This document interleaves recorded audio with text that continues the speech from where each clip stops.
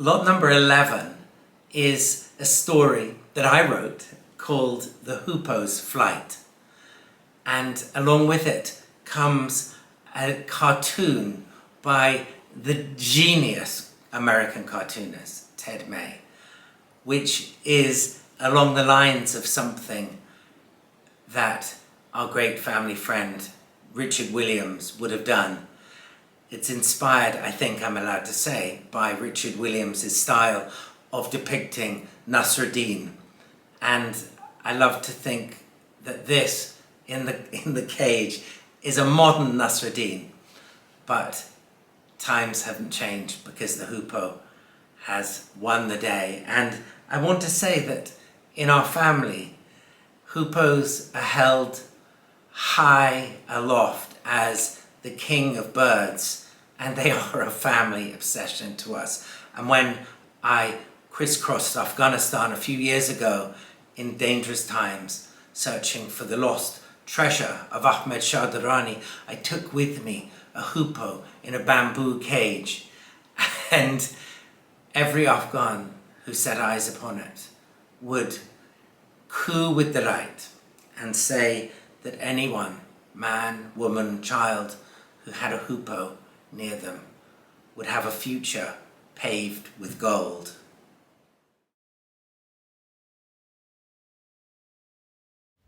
The Hoopoe's Flight. There was once a little hoopoe. When he hatched, his mother said, "Never before has there been a chick as fine. He will grow into the king of all hoopoes." As for his father, his breast swelling with pride, he said, "When my time here on earth and in the firmament ends, may I be welcome to the gates of paradise for having sired such a fine son."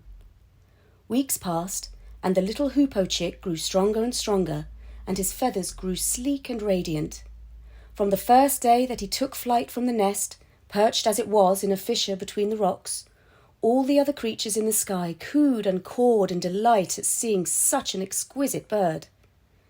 But as so often happens in the realm of mortal creatures, other birds began to feel bothered that they were not quite as lovely as the hoopoe, which, by this time, had been given the name Ray, which meant magnificent.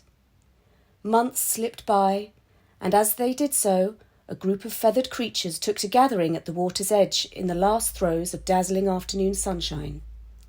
"What are we going to do about him?" asked a scrawny crow angrily. "We could peck out his eyes and leave him for dead," suggested a falcon. "Or we could all swoop into him as he's flying," answered a thrush, "so he careers into the rocks." Now, it just so happened that another creature was at the waterhole that evening. Unlike the birds, he didn't have feathers, a beak, or talons. But he had travelled far and wide in his life, a life spent navigating the waterways of the kingdom. He was an alligator. "I have a suggestion for you," he said in little more than a whisper. An old buzzard, perched on a branch poking out of the water, let out a screech. "Why should we, proud feathered creatures of the skies, listen to a scaly wretch like this? He can't even fly." A robin piped in, speaking for the others. "Surely," he said, "in our desperate state we need to listen to any ideas, irrespective of who or what speaks them." The other birds agreed, and, huffing to himself, the buzzard fell silent. "What's your suggestion, O great scaled lizard of the water?" asked an elderly owl. The alligator raised his snout above the waterline. Then, in a faint, raspy voice, he said, "My suggestion is to do what we alligators do when we come across youngers with far too much energy and enthusiasm." "And what, pray tell, is that, O scaled lizard?" the owl probed. "It is to present him with a wager. Tell him that you don't believe he can fly right up to the very top of the sky, higher than any bird has ever flown. It's what we do with cocky young alligators when they're too full of themselves. We bet they can't swim down through the river and touch the bottom." "And what happens to them, your young alligators?" asked a heron. "They are reminded that they may be young, but they are lacking in experience," answered the alligator. The birds thanked the alligator and set off to find Ray, the little hoopoe. When they were sure the little bird's parents were nowhere to be seen, the owl flapped over to the nest. After greeting the handsome young hoopoe, the owl said, "Hello, Master Hoopoe. I happened to be passing, and as I passed, I wondered." "What did you wonder, old owl?" I wondered whether a hoopoe has ever flown right up to the top of the sky before. I assume one has not, but as an intelligent bird, such questions interest me. The little hoopoe felt his muscles tingling. Without wasting a moment, he took the deepest of breaths and shot straight up into the air. Wings flapping double speed, he reached higher than the tops of the trees, then higher than the tallest mountains. Up, up, up, until he was higher than any hoopoe had ever flown before. But still the little hoopoe soared heavenward. Up, up, up, wings flapping, his lungs panting as his muscles burned. Far down below, the owl and the other birds watched. "He's very high now," said a thrush. "I can hardly see him," the robin broke in. "Surely he'll freeze to death," a kestrel squawked. Up above in the heavens, the little hoopoe was indeed in danger of freezing. His feathers were so frozen that they were stiff, and his crest was covered in ice. But still he flew on, up, up, up, until he could see the curvature of the atmosphere. By this point, the air was so thin that the little hoopoe found himself entering a kind of dream state. Rather than passing out, he noticed he was able to perceive ideas in a way that they had been impossible to perceive before. His little wings still flapping, he watched himself from a distance and remembered Old Owl challenging him as he had. And as he flapped, his body colder than cold, he saw what was happening. "The other birds don't like me because I'm young and fresh," he thought to himself. "They think I'm brash and all-knowing and that I need ripening, so they're trying to hurt me.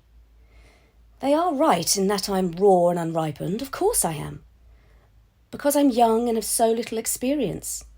But my youth means that I can find a path that's different to the paths they have all taken, a new path leading to new destinations."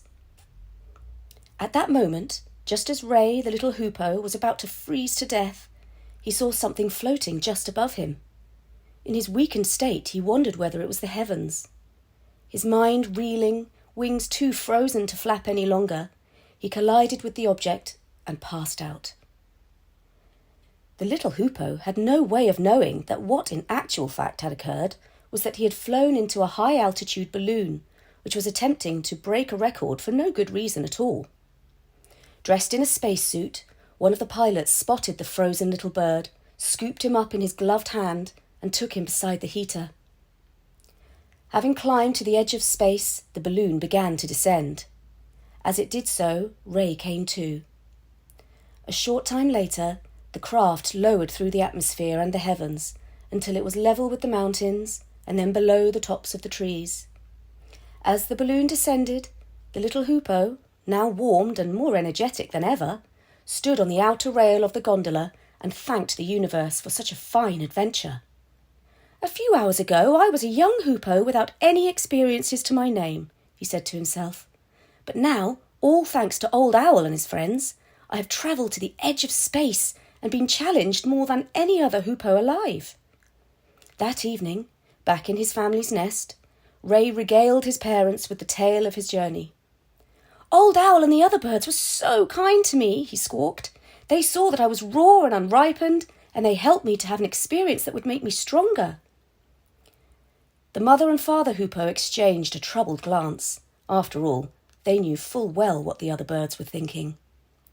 The mother was about to say something when the little hoopoe cocked his head back and peered up at the full moon. "This morning I imagined that I'd spend my life flapping around the mountains and the trees," he said. "But now, thanks to Old Owl and his friends, I've seen there's nothing to stop me achieving the impossible. All I have to do is to believe in those of little faith."